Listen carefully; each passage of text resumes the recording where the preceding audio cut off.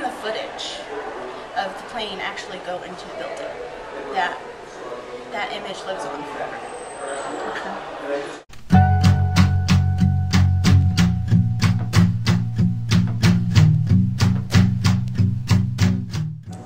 A person who worked at a little food truck said, lady, something terrible's happened. And so I rushed into my meeting at Fordham University in the library there, and they had the TV on. I got there just as the first plane hit. I remember my mother waking me up, telling me that the Twin Towers were on fire, and I didn't really understand what she was telling me. You know, debris all over the place. Even I was all the way in Brooklyn when we saw the debris on the street all the way in Brooklyn from Manhattan World Trade. So could imagine how much of an impact the debris got all the way out there in Brooklyn.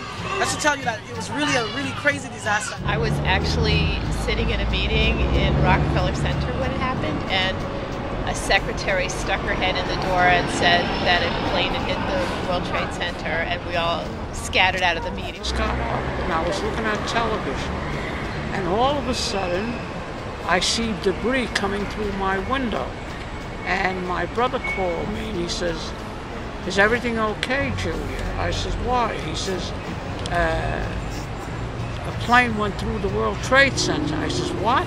He says, "Close your windows." Someone's husband called and said, "Hey, something really crazy is happening downtown." It's like, get a radio or something. And we're like, get a radio. So we looking, we get a radio, and then more calls started coming in. We find out that the building was hit, but we didn't know what, how, with what, or had no idea. But then it was like this strange evacuation from downtown to get out of Manhattan. And it was very scary because when I left, there was no transit. The odor.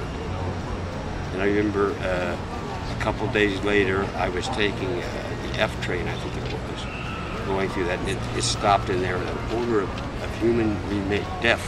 I could smell that very strong. That one trip I smelled it. After that, it was no more.